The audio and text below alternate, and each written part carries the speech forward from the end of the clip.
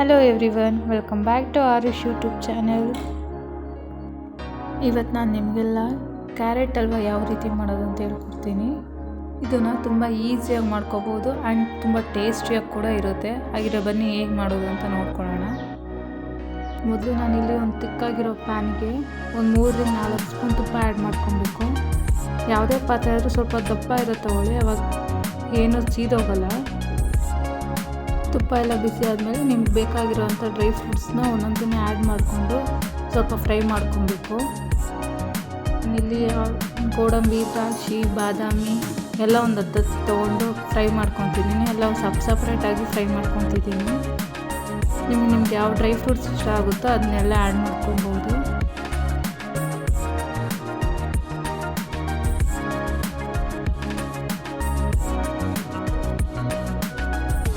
ನಿಮ್ಗೆ ಯಾವುದಾದ್ರೂ dry fruits ಇಷ್ಟ ಆಗಿಲ್ಲ ಅಂದರೆ ಅದನ್ನು ಸ್ಕಿಪ್ ಕೂಡ ಮಾಡ್ಕೋಬೋದು.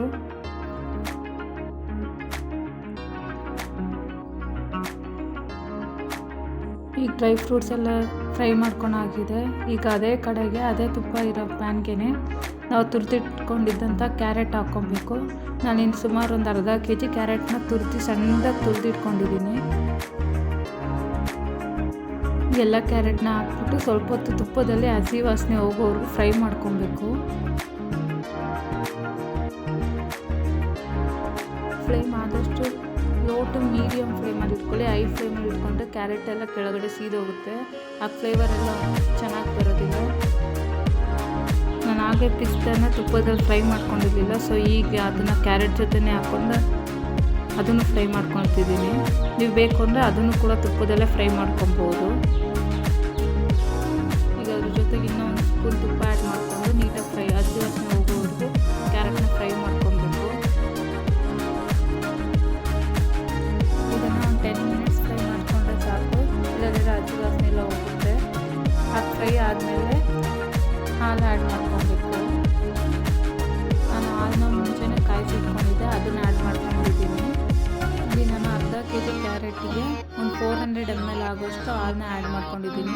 ಹಾಲಿಗೇನು ನೀರು ಮಿಕ್ಸ್ ಮಾಡ್ಕೊಳ್ಳೋಂಗಿಲ್ಲ, ಸ್ವಲ್ಪ ಗಟ್ಟಿ ಹಾಲನ್ನೇ ತೊಗೊಂಡ್ರೆ ತುಂಬ ಟೇಸ್ಟ್ ಚೆನ್ನಾಗಿರುತ್ತೆ. ಅದ್ರ ಜೊತೆಗೆ ಸ್ವಲ್ಪ ಕೋವಾ ಆ್ಯಡ್ ಮಾಡ್ಕೊಂಡಿದ್ದೀನಿ. ಕೋವಾ ನೀವು ಯಾವುದೇ ಸ್ವೀಟ್ಸ್ಗೆ ಆ್ಯಡ್ ಮಾಡಿಕೊಂಡು ಟೇಸ್ಟ್ ವೈಸ್ ತುಂಬ ಚೆನ್ನಾಗಿರುತ್ತೆ. ಇಫ್ ಇನ್ ಕೇಸ್ ನಿಮ್ಮ ಹತ್ರ ಕೋವಾ ಇಲ್ಲ ಅಂದರೆ ಅದನ್ನು ಸ್ಕಿಪ್ ಕೂಡ ಮಾಡ್ಕೋಬೋದು. ಅದ್ರ ಜೊತೆಗೆ ಒಂದು 1/2 ಸ್ಪೂನ್ ಏಲಕ್ಕಿ ಪೌಡರ್ ಆ್ಯಡ್ ಮಾಡ್ಕೊಂಡಿದ್ದೀನಿ. ಎಲ್ಲ ಚೆನ್ನಾಗಿ ಮಿಕ್ಸಪ್ ಮಾಡ್ಕೊಳ್ಳೋಣ. ನೆಕ್ಸ್ಟ್ ಇಲ್ಲಿ ನಾನು 2 ಕಪ್ ಶುಗರ್ ಆ್ಯಡ್ ಮಾಡ್ಕೊತಿದ್ದೀನಿ. ನೀವೇನಾದ್ರು ಸ್ವೀಟ್ನ ತುಂಬ ಇಷ್ಟಪಡಲ್ಲ ಅಂದರೆ 1.5 ಇಲ್ಲ 1.25 ಕಪ್ ಆ್ಯಡ್ ಮಾಡ್ಕೊಬೋದು. ಬಟ್ 2 ಕಪ್ ಹಾಕ್ಕೊಂಡ್ರೆ ಕನ್ಸಿಸ್ಟೆನ್ಸಿ ಕರೆಕ್ಟಾಗಿರುತ್ತೆ. ನೆಕ್ಸ್ಟ್ ಅದಕ್ಕೆ ಒಂದು 4 ಕೇಸರಿ ದಳ ಯೂಸ್ ಮಾಡ್ಕೊತಿದ್ದೀನಿ. ಕೇಸರಿ ಹಾಕೋದ್ರಿಂದ ಟೇಸ್ಟ್ ಚೆನ್ನಾಗಿರುತ್ತೆ. ನೀವು ಇದಕ್ಕೆ ಕಂಡೆನ್ಸ್ಡ್ ಮಿಲ್ಕ್ ಕೂಡ ಆ್ಯಡ್ ಮಾಡ್ಕೊಬೋದು. ಲಾಸ್ಟ್ ನಾನು ಇನ್ನೂ 1 ಸ್ಪೂನ್ ತುಪ್ಪ ಆ್ಯಡ್ ಮಾಡ್ಕೊತಿದ್ದೀನಿ.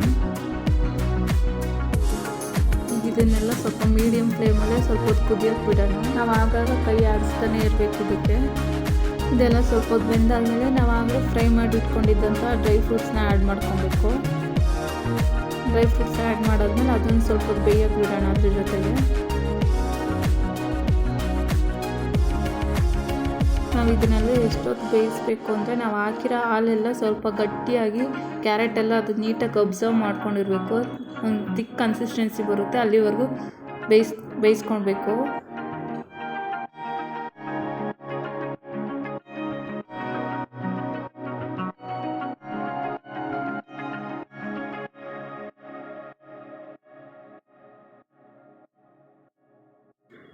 ಈಗ ಇದೆಲ್ಲ ಚೆನ್ನಾಗಿ ಬಾಯ್ಲ್ ಆಗಿದೆ ಆ್ಯಂಡ್ ಕ್ಯಾರೆಟ್ ಕೂಡ ಹಾಲನ್ನೆಲ್ಲ ನೀಟಾಗಿ ಅಬ್ಸರ್ವ್ ಮಾಡಿದೆ. ತಿಕ್ಕಾಗಿ ಕನ್ಸಿಸ್ಟೆನ್ಸಿ ಕಾಣಿಸ್ತಿದೆ ಈಗ ನಮಗೆ. ಈ ಕನ್ಸಿಸ್ಟೆನ್ಸಿಗೆ ಬಂದಾಗ ನಾವು ಫ್ಲೇಮ್ ಆಫ್ ಮಾಡಿಕೊಂಡ್ರೆ ಸಾಕು, ಯಾಕಂದರೆ ಅದು ಸ್ವಲ್ಪ ತಣ್ಣಗಾದ್ಮೇಲೆ ಇನ್ನೊಂದು ಗಟ್ಟಿ ಆಗುತ್ತೆ ಆ್ಯಂಡ್ ಹಾಲೆಲ್ಲ ಚೆನ್ನಾಗಿ ಅಬ್ಸರ್ವ್ ಕೂಡ ಆಗಿರುತ್ತೆ.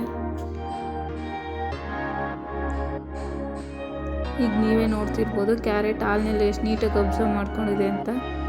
ನಾವು ಫ್ಲೇಮ್ ಆಫ್ ಮಾಡಬೇಕಾಗಿದ್ದ ಕನ್ಸಿಸ್ಟೆನ್ಸಿಗೂ ಈಗಿರೋ ಕನ್ಸಿಸ್ಟೆನ್ಸಿಗೂ ಡಿಫ್ರೆನ್ಸ್ ನಿಮಗೆ ಗೊತ್ತಾಗುತ್ತೆ ಅಷ್ಟೇ. ಈಗ ಕ್ಯಾರೆಟ್ ಹಲ್ವಾ ರೆಡಿಯಾಗಿದೆ. ನೀವು ಇದನ್ನು ಯಾವುದೇ ರೀತಿ ಸ್ಪೆಷಲ್ ವೆಕೇಷನ್ಗಳಲ್ಲಿ ಇಲ್ಲ ಹಬ್ಬಗಳಲ್ಲಿ ಇಲ್ಲ ಏನಾದ್ರು ಸ್ಪೆಷಲ್ ಡೇಸ್ಗಳಿದ್ದಾಗ ನೀವು ಇದನ್ನು ಆರಾಮಾಗಿ ಈಸಿಯಾಗಿ ಮಾಡ್ಕೋಬೋದು. ಇದನ್ನು ಎಲ್ಲರೂ ಕೂಡ ತುಂಬ ಇಷ್ಟಪಟ್ಟು ತಿಂತಾರೆ. ಟೇಸ್ಟ್ ವೈಸ್ ತುಂಬ ಚೆನ್ನಾಗಿ ಬಂದಿತ್ತು. ನೀವು ಕೂಡ ಒನ್ಸ್ ಮನೇಲಿ ಟ್ರೈ ಮಾಡಿ ಟೇಸ್ಟ್ ಹೇಗೆ ಬಂತು ಅಂತ ಕಮೆಂಟ್ ಮಾಡಿ. If you like this video please do like, share, comment and subscribe to Arish YouTube channel. Thanks for watching. See you all in